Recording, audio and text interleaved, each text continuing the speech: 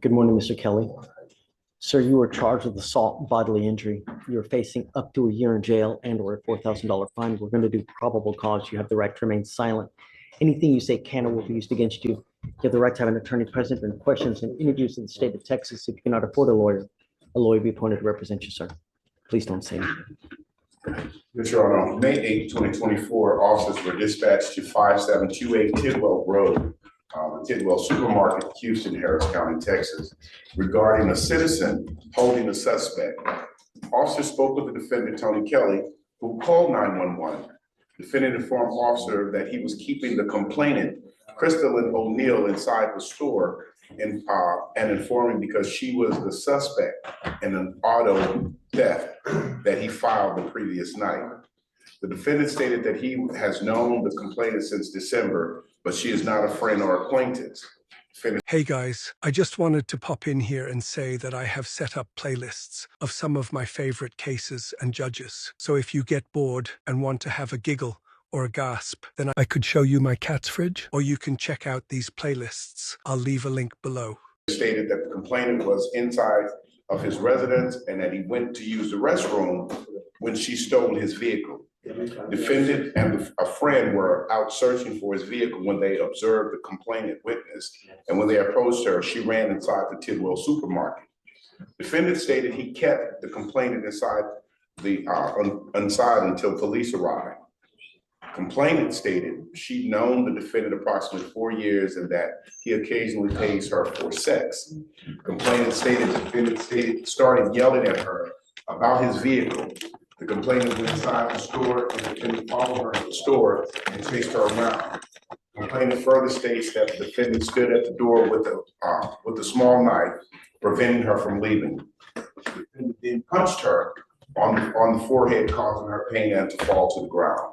Complainant is in fear of her life and wants to press charges. Officers observed video of the attack. Wow. Mr. Kelly, let me tell you, you're lucky you're not charged with aggravated kidnapping.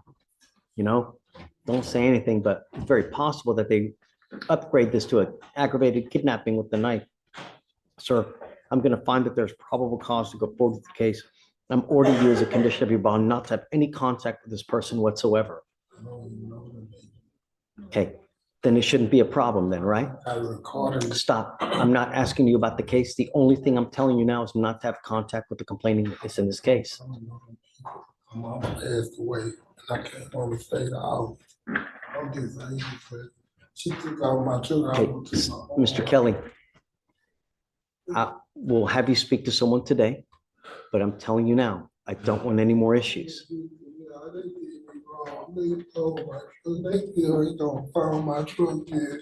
And she had a mace. She tried to use the mace on me, and I took it from and I threw it out the door. It took them 2 hours to come. Mr. Kelly, if this is in fact the case, then the way you do about this is you go to the police and you file a report with the police. That may not be enough. And then she almost took my arm off. She used my truck as a weapon to try to hurt me with my truck. I just still on my truck yet. Okay. And they get the people across the street had videos and stuff showing them what had happened. I got it in my phone. Okay. Listen, no contact with this person. I don't know them people. Do you understand? I don't know them. Obviously you do, because you're telling me about the truck, you've got video, so obviously you do. Hit that stove, and I was just trying to find out what was going on at the stove, but my brother tell. I'm also ordering you as a condition of your bond not to be in possession of any weapons. Do you understand? The two conditions that you have are no, you're not listening. I want you to listen. The mice are running and you're thinking about what else you can say, what else. Listen, no contact and no weapons. When I was in jail, they broke in my house. You're not listening, Mr. Kelly.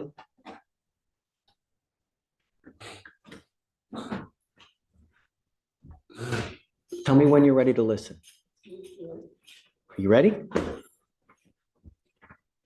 don't want you to have contact. What's the name? Kevin, please. Crystal O'Neill, Crystalline O'Neill. I don't know nothing about them people. They came to my house. Mr. Kelly. You're not listening. Okay. I want you to listen. You will speak to a lawyer today. You can tell your part to the lawyer. They will listen to you. They will look at whatever you have. They can help you remedy any situation. The only thing I'm telling you to do now is I don't want you to have any contact with these people and no weapons, and don't pick up any new cases. That's all I'm asking you to do. Do you understand? Okay, so I will have you go to Victoria. I'm going to have you sign a reset. After that, I'll have you take a seat in the jury box. I will give you an application for an appointed lawyer, and then I'm going to get the bond conditions ready for you to sign. Do not leave until you sign our bond conditions. Do you understand? Okay, please. Well, I don't know about that. You have a prior robbery as well, Mr. Kelly. That's not a clean record. It was not dismissed. Are you Matthew Aldridge? I'm the attorney of fact for Matthew Aldridge. You were what? The attorney of fact. Attorney what? Of fact. Attorney of fact. And what does that mean? You know, right. His authorization to do legal. Are you a licensed attorney? No, I'm simply an attorney of fact. Okay. And does that mean you have a power of attorney? What is your name? What is your name? My name? Yes, sir. I don't have. You don't have a name? Pardon? I'm the attorney of fact for the respondent area. Well, let me explain to you. Show it to the bailiff and he'll show it to me. Oh, apparently there's a copy here. All right. This is in the state of Tennessee of Cheatham County and Chancery Court, which is filed in the wrong county because in the wrong court, because this is circuit court. You just be quiet. It comes up. You need to listen to me instead of talking, okay?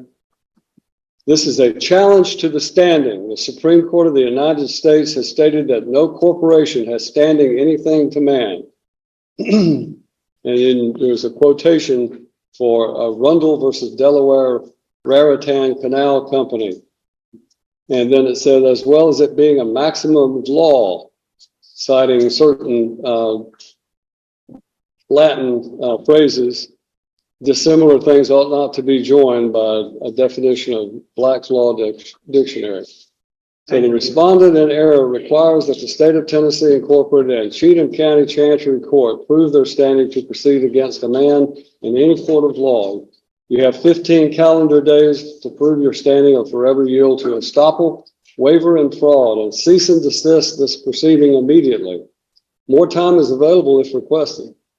And then this was signed by Matthew O'Neill Aldridge. Is that your signature? That's the respondent in error signature. All right. Well, I find that Matthew Neal Aldridge has failed to appear personally in this court for the plea day on his case, which was set for trial tomorrow.